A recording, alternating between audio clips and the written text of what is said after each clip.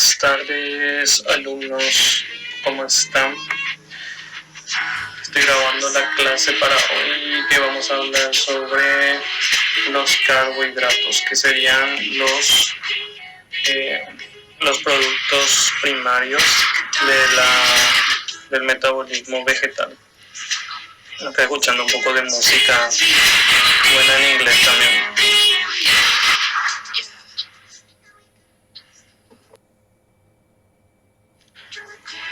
Metabolitos primarios de internet, carbohidratos o glúcidos. Bueno, hablando de los carbohidratos, ¿qué son los carbohidratos? Tenemos como concepto, tenemos que saber que los glúcidos son constituyentes universales de todos los organismos vivos. En todo lo que posee vida va a haber carbohidratos componiendo su estructura celular. A veces se le denomina hidratos de carbono, son también en primera aproximación compuestos orgánicos carbonílicos, es decir, que tienen grupos aldehídicos o cetonas, que son sus grupos funcionales químicos. También se puede englobar en el grupo de los glúcidos sus derivados oxidados o reducidos, que van a ser los ácidos urónicos y los polioles. Vamos a ver más adelante su estructura. Y derivados amínicos, que van a ser las. En los vegetales, los carbohidratos se encuentran como elementos de sostén participando en la estructura del organismo, que van a ser la celulosa y otros polisacáridos de pared, como por ejemplo el N-acetil o la N-acetilglucosamina de algunos insectos. Como reserva energética, bajo la forma de polímeros, por ejemplo el almidón, que almacena la energía solar captada por el proceso fotosintético. Es la función de reserva energética. Como constituyente de diversos metabolitos, aquí hablamos entonces de los ácidos nucleicos, coenzimas, así como múltiples heterócidos, cuyo papel es el escasamente conocido por ahora. Y como precursor forzoso de todos los demás metabolitos formados inicialmente durante la fotosíntesis a partir de dióxido de carbono y de agua. Entonces acá vemos en esta imagen cuál es el proceso de la fotosíntesis y cómo se va transformando en los compuestos, principalmente los carbohidratos, ¿verdad? Esto sería una parte del metabolismo primario.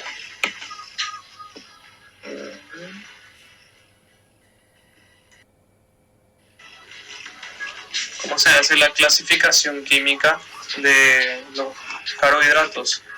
Tenemos primeramente aquellos compuestos que son cosas simples, que son de una fórmula general CnH2O-M, o sea que, perdón, ahí tiene que ser N, CnH2O-N, o sea que igual cantidad de moléculas de agua que de número de átomos de carbono. Y se caracteriza por la presencia de una función carbonilo aldehídico, que van a ser las aldosas, o si es cetónico van a ser las aldosas o cetosas. Cetosas tienen que ser. En este caso va a ser N-1 funciones alcohol, o sea que la cantidad de residuos de alcohol va a ser una menos que la cantidad de carbonos.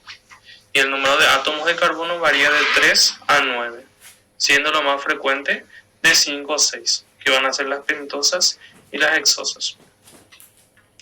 Los óxidos que resultan de la combinación por intermedio de uniones, denominados acídicas de diversas moléculas de osas, holócidos o de osas con compuestos no glucosídicos.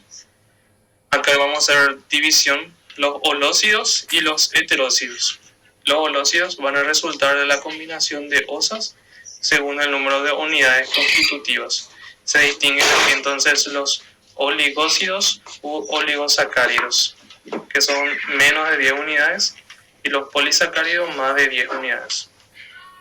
Los heterócidos, donde el compuesto resulta una unión osídica entre un azúcar, que van a ser entonces la osa, u oligócido, y una molécula no osídica. En este caso va a ser la genina o aglicón. Si el enlace implica un grupo nitrogenado de la genina, se habla de B-heterócidos, que es el caso principalmente de los nucleócidos, que van a ser o van a formar parte de la molécula de los ácidos nucleicos. Entonces hablemos primero de las osas. El monosacárido más simple que se encuentra en la naturaleza es el gliceraldehído, que de acuerdo a su estructura puede presentarse en dos formas, que es el dextrogliceraldehído o levogliceraldehído, que por medio de la observación molecular se puede observar estos dos tipos, ¿verdad?, que dependen principalmente de su estructura tridimensional en el espacio. Tenemos entonces que este compuesto tiene total de 3 carbonos y 3 moléculas de agua en su componente. Y como vemos acá tiene 2 grupos alcohol y un grupo aldehído, por eso se llama entonces gliceraldehído a esta molécula. Y así cada uno de los componentes siguientes resulta de la adición de un carbono más un grupo funcional de alcohol sumando. Entonces, cuando tenemos 4 carbonos, vamos a tener la silosa, la dextrosilosa, y si se cambia su grupo funcional, va pasando al otro lado, va a llamarse arabinosa. Después lo que tienen en total 6 grupos o 6 átomos de carbono ya van a ser del grupo de la glucosa. Tenemos la alosa y la glucosa, la fructosa, la D-gulosa y la D-galactosa. Todos estos monosacáridos tienen un total de 6 carbonos.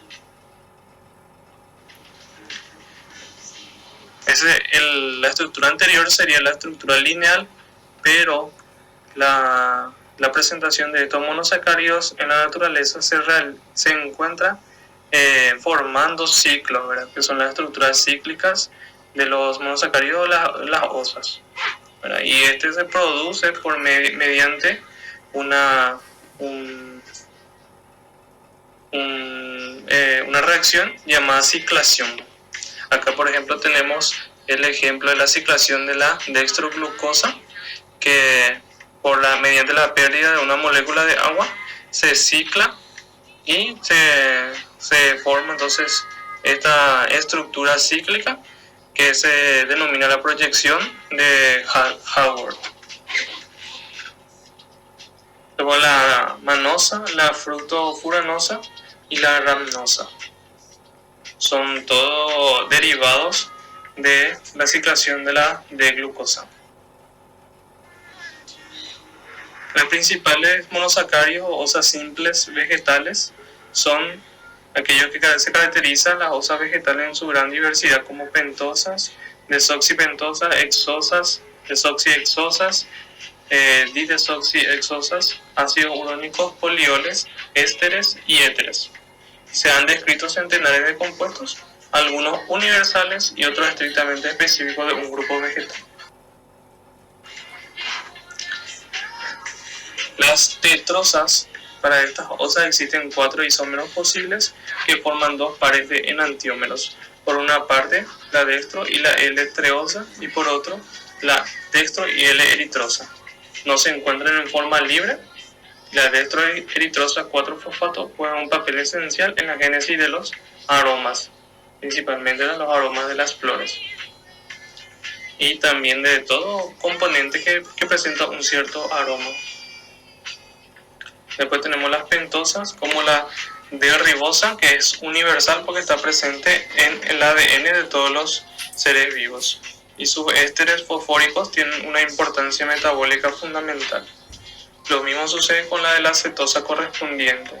La dextrorribosa, la L-arabinosa y la dextrosilosa son constituyentes habituales de los polisacáridos complejos, como la hemicelulosa, las siloglucanas, silanas, glucuronilsilanas, arabinosilanas, también los mucílagos, polisacáridos pépticos y polímeros de las secreciones vegetales, que son denominados gomas. También se encuentran diversos heterócicos, especialmente fenólicos.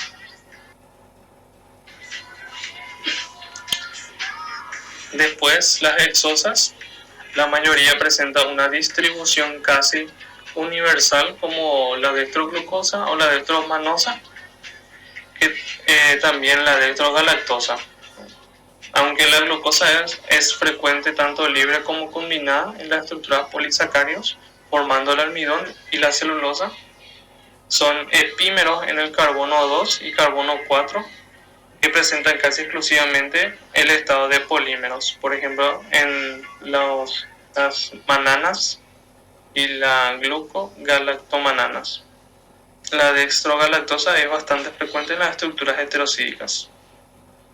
Las desoxiosas, dejando aparte la 2-desoxirribosa, que es universal como componente del ADN, se constata que sobre todo en los vegetales se encuentran estructuras ocídicas en la que una o dos funciones alcohólicas han sido eliminadas por reducción. Se conoce las 6-desoxihexosas y las 2,6-didesoxihexosas. Las 2,6-didesoxihexosas son como los precedentes azúcares frecuentemente metilados y específicos de esterócidos cardiotónicos. Eso se obtienen, que forman la dextrodigitoxosa, que van a ser los componentes esenciales de la digoxina, que es un fármaco utilizado en el tratamiento de la insuficiencia cardíaca.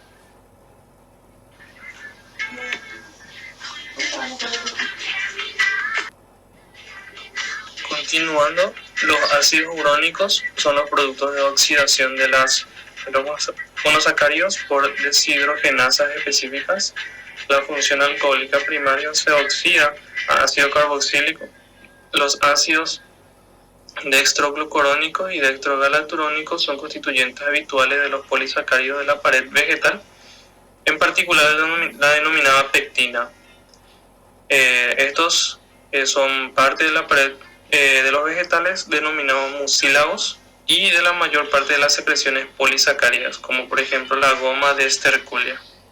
Aquí podemos ver en una foto cómo se queda después de la obtención de la goma de esterculia sacada, ¿verdad?, de los vegetales, y su compuesto químico, el dextrogalacturónico o ácido galacturónico.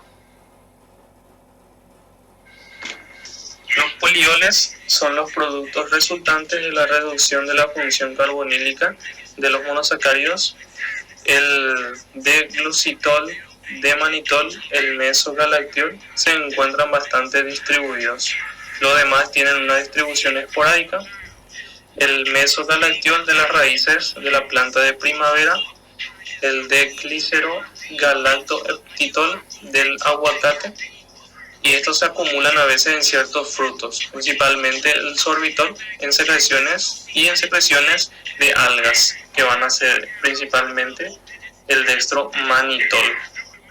Acá vemos la imagen de el manitol en su estructura abierta. Y esta sustancia es utilizada principalmente como constitución de un suero que se utiliza en el tratamiento de enfermedades del sistema nervioso central. Las osas aminadas o monosacáridos aminados son constituyentes fundamentales de los poliócidos bacterianos, polimerizados también en artrópodos y crustáceos, que se conoce como la quitina. Los elementos constitutivos de las glicoproteínas animales se encuentran en algunos hongos, pero raramente en los vegetales superiores. Acá se ve la imagen como Este compuesto, la N-acetilglucosamina, va a formar una unión, o sea, dos moléculas de esta sustancia forman lo que se conoce como quitobiosa.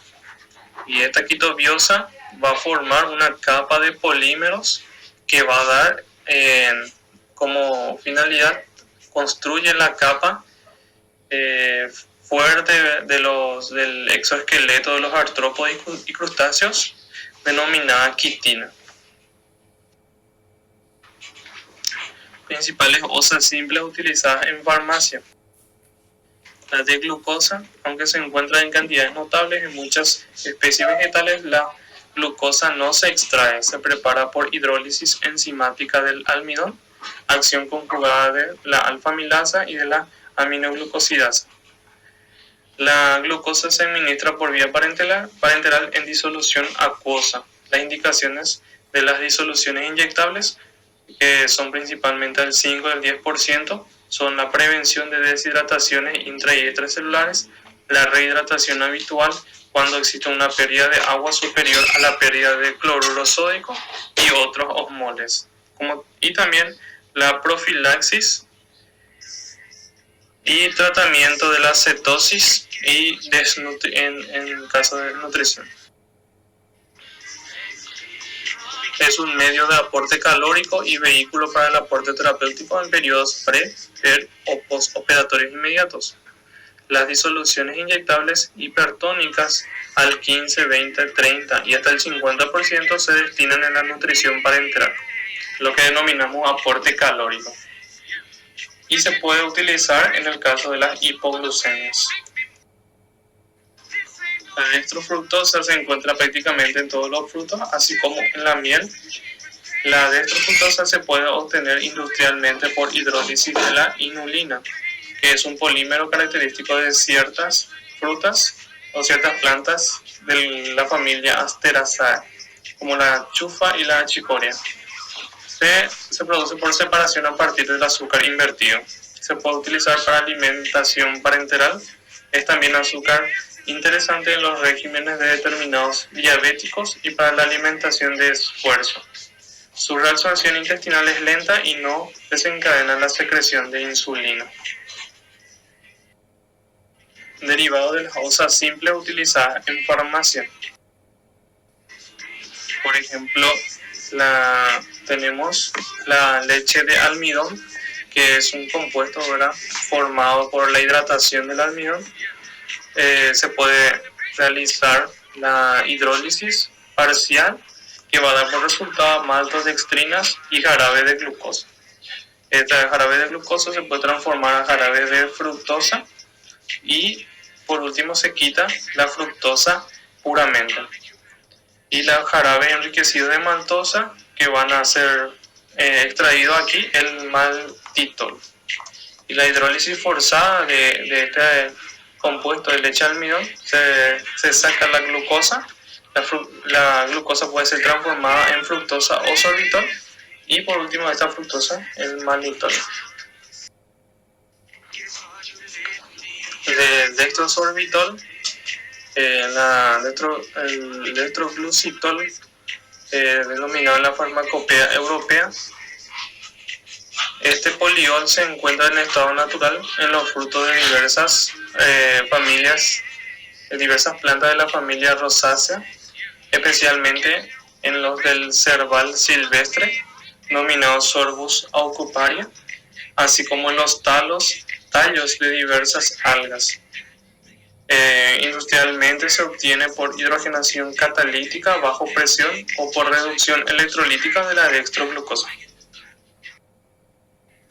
En terapéutica se emplea por sus propiedades colagogas. Está indicado en el tratamiento sintomático del estreñimiento y el trastorno dispépsicos. En perfusión, las soluciones al 5 y al 10% se utilizan para las mismas aplicaciones que la glucosa, es decir, prevención de deshidrataciones, de rehidratación normal, vehículo para aporte terapéutico en periodos pre y postoperatorio, y las precauciones de empleo son las mismas para la glucosa. Nestromanitol La farmacopea francesa de 10ª edición se encuentra en el estado natural en el maná del fresno y en cantidades importantes en el talo de las algas pardas, denominadas laminarias. Su propiedad prácticamente no es metabolizable por vía parenteral, es un diurético osmótico. Su empleo en perfusión se utiliza en las disoluciones hipertónicas en las siguientes indicaciones. Puede ser en el caso de oligoanurias de etiología diversa y de reciente instalación, en el caso que se utiliza el 10%, y también la reducción de determinados edemas cerebrales o una hipertensión intraocular, en este caso las disoluciones al 20%. Derivados de azúcares, ácido ascórbico y otros ácidos. Esta parte ya no corresponde más al estudio de este caso.